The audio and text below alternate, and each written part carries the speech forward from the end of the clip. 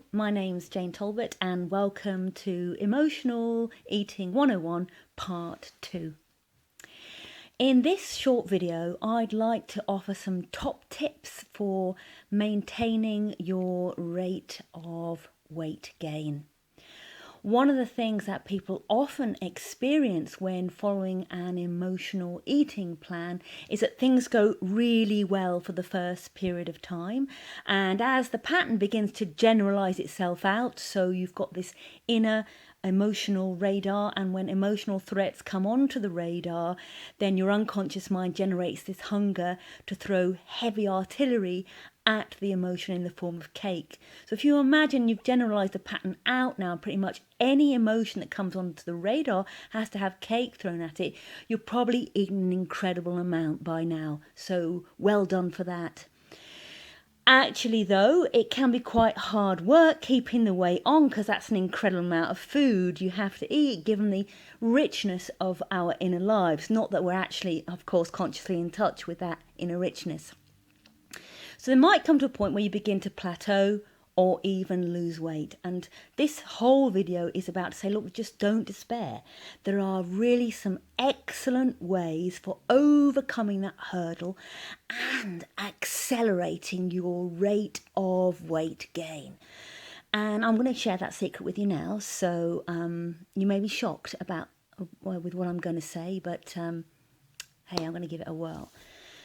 So listen, one of the things we know is that as long as you follow the rules, things usually work. And that's what eating plans are all about, right? That's what makes us feel good when we are following the rules. We feel like good girls, right? And I'm going to ask you right now whether you'd entertain the idea of breaking the rules. So I gave you, if you like, the rules in Emotional Eating 101 Part 1. And now I'm going to show you how breaking the rules can actually accelerate your success. And what I'm going to invite you to do is every couple of months go on a diet. That's right, you might be thinking, hang on a minute, I'm trying to put weight on, I'm trying to pile on the pounds, and she's telling me to go on a diet to actually reduce the amount of food I'm eating. Well, listen, this is how it works. If you've been eating your emotions away and you suddenly stop feeding them, your emotions aren't going to go away. They're still going to be there.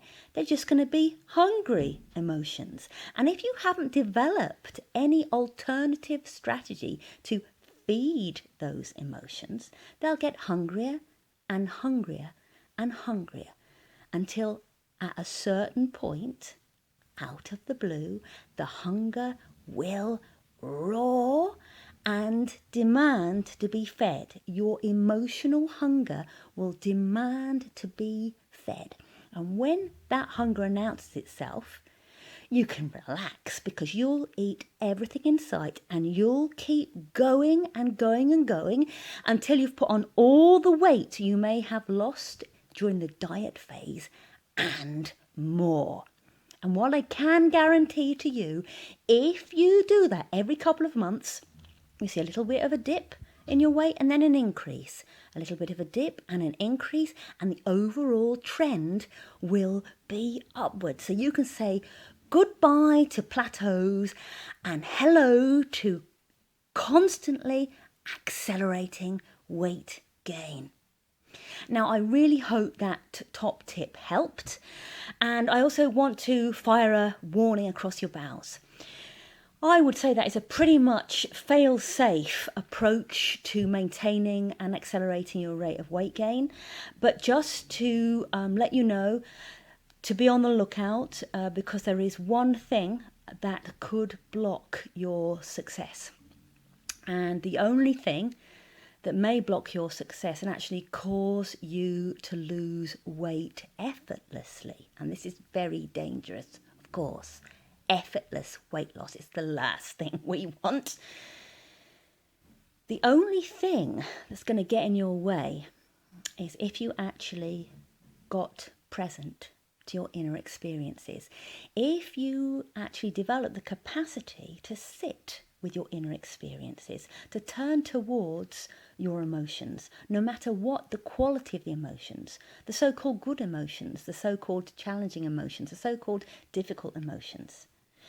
If you developed healthy strategies to processing your emotions, if you develop the capacity to feel comfortable with what was going on in outside life, even welcomed outside life, no matter whether it adhered to your expectations of what it should be or not.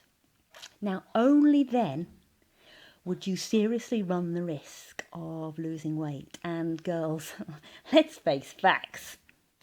It'll never catch on. We'll be okay.